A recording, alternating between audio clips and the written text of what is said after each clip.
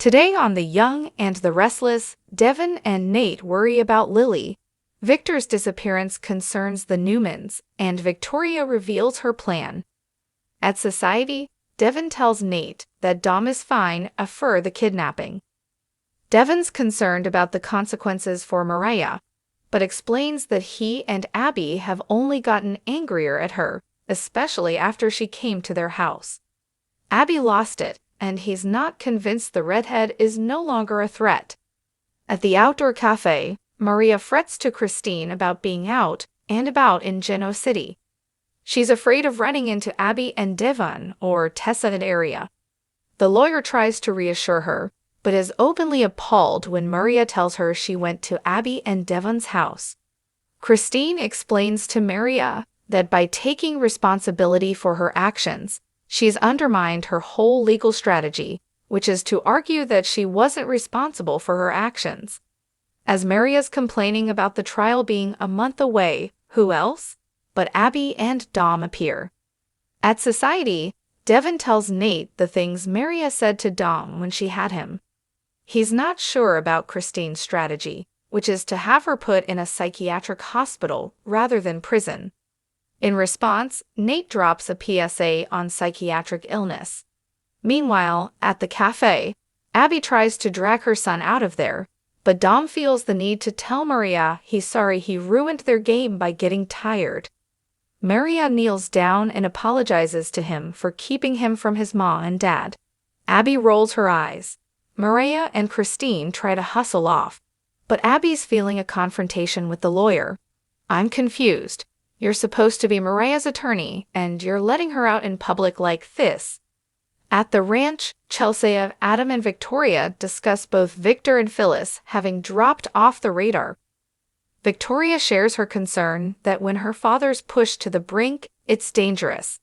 They need to stop him before he does anything he regrets. Maybe they should have thought of this before he used Kane's A. Victoria explains she has a plan of her own to force Phyllis' hand. She'll be taking a page from their father's playbook and going after what Phyllis loves. Chelsea instantly pulls her support. Ignoring her, Victoria reveals she's going to get Phyllis' kids to align with them. It will gut her.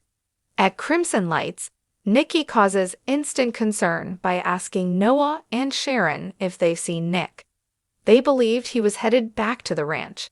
Noah and Sharon are describing the agonizing pain Nick's still in when he strolls in carrying his cane, seemingly fine. Sharon's stunned.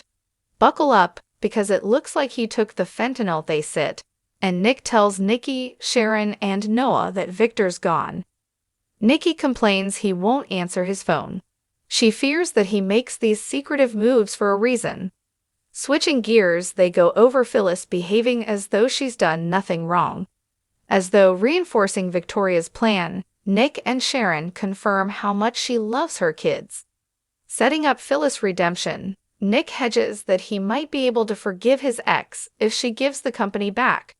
She's been out of sorts ever since she and Sharon were held hostage by the madmen. Nikki runs off to meet Victoria, and Sharon and Noah question Nick about his miraculous turnaround. Nick admits he had a pill in his jacket pocket, but doesn't say it was fentanyl. He claims he's going to swing by the pharmacy for a refill. Sharon grills him. He said he had a bottle at home, and they just filled his prescription the other day. He can't possibly be out already. When he repsons, they realize he's not clear-headed and his speech sounds funny. Nick says the pill kicked in and he feels great. Uh-oh. Back at the ranch, Nikki tells Victoria she's starting to worry about her father's disappearance. Vicky hopes he's gone to find Phyllis. She needs to find her too, so she can implement her plan. She reveals that she's flying to Europe to get Summer on their side. She's confident she can do it. At the club, Adam tells Chelsea he has to find out what Lily was promised for her cooperation. He needs to find out where she is so he can question her. Adam senses he's the one who'll get screwed when the truth comes out. At Society, Nate and Devon's conversation turns from Maria to Lily. It's odd they haven't heard from her at all. Is it time to start worrying? At the cafe, Abby rants to Christine that Mariah had a mental break and can't be better overnight. She should be in treatment, not out walking around and running into her son. Christine informs her that her client is free to live her life. Abby fumes, "What about my son's life? Or the life of some unsuspecting child that Mariah decides to claim as her own?" Mariah listens glumly as Christine insists the judge was satisfied that Mariah doesn't present a threat. Abby gripes, "If only I could believe that."